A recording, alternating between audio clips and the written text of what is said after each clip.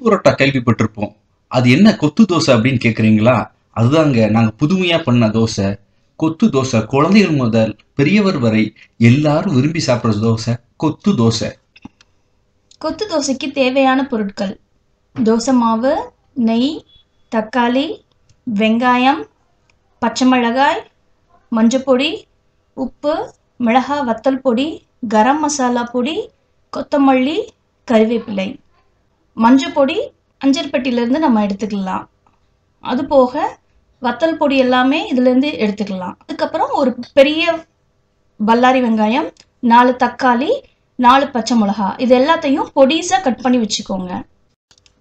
இப்போ நம்ம கொத்து தோசை எப்படி பண்ண போகிறத பார்க்கலாம். முதல்ல தோசைக்கல்ல கொஞ்சம் தண்ணி தெளிச்சுக்கோங்க. தண்ணி தெளித்து அதை நல்லா ஸ்ப்ரெட் பண்ணி நல்லா தடவிடுங்க.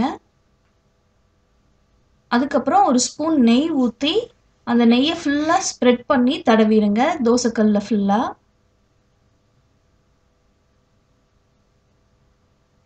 இப்போ நம்ம தோசை மாவு ஊற்றணும். நீங்கள் தோசை மாவை கூட நீங்கள் தோசைக்கல்ல ஊற்றுனீங்கன்னா இப்படி கொஞ்சம் பிஞ்சு பிஞ்சு வரும். அதை கூட நீங்கள் யூஸ் பண்ணிக்கலாம். இதை தோசைக்கல்ல போட்டுட்டு நல்லா பரட்டி விடுங்க. தேவையான ஒரு ஸ்பூன் நெய் சேர்த்துக்கோங்க.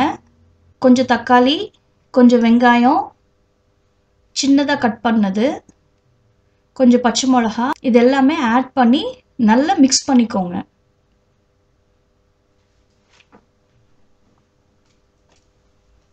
நல்ல தோசை கரண்டியை வச்சு நல்லா திருப்பி போட்டுக்கோங்க.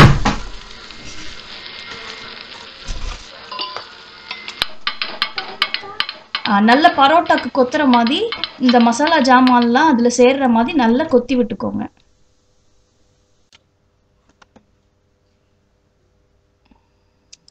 நல்லா கொத்தி விட்டுக்கோங்க. நல்ல பரோட்டா கொத்துற மாதிரி. நெய் கொஞ்சம் தேவையான மாதிரி இருந்ததுன்னா கொஞ்சம் நெய் ஆட் பண்ணிக்கோங்க. அடுப்பை நல்லா சிம்மில் வச்சு பண்ணுங்க. அப்போ தான் நல்ல டேஸ்ட்டாக இருக்கும். ஸ்லோவாக இருந்தாலும் கொஞ்சம் டேஸ்ட்டாக இருக்கும். நல்லா மிக்ஸ் பண்ணிக்கோங்க. தேவையானா நீங்கள் இன்னும் கொஞ்சம் வெங்காயம் தக்காளி கூட சேர்த்துக்கலாம்.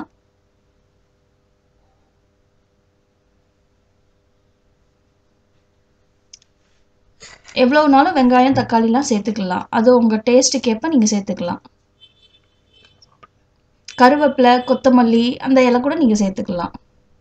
இப்போ மஞ்சள் பொடி ஆட் பண்ணுங்க. மஞ்சள் பொடியும் உப்பு ஆட் பண்ணிக்கோங்க. இப்போ தேவையான அளவு மிளகாய் வத்தல் பொடி, மஞ்சள் பொடி, உங்களுக்கு பிடிச்சிருந்ததுன்னா காயப்பொடி கூட கொஞ்சம் சேர்த்துக்கலாம். கரம் மசாலா பொடி, இது எல்லாத்தையும் நல்லா ஆட் பண்ணி அந்த தோசை கூட சேர்ற மாதிரி நல்லா மிக்ஸ் பண்ணிக்கோங்க. அடுப்பை சிம்மில் வச்சுட்டே இதெல்லாம் ஆட் பண்ணுங்க. கடைசியில் கொஞ்சோண்டு உப்பு.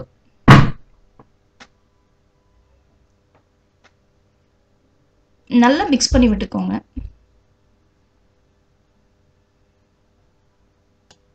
இது இன்னொரு முறையா முதல்ல தோசையை ஊற்றி அதை நல்லா கொத்து தோசை மாதிரி நல்லா பிச்சு பிச்சு ரெடி பண்ணிட்டு அதுக்கப்புறம் நீங்கள் தேவையான மசாலா கூட சேர்த்துக்கலாம்.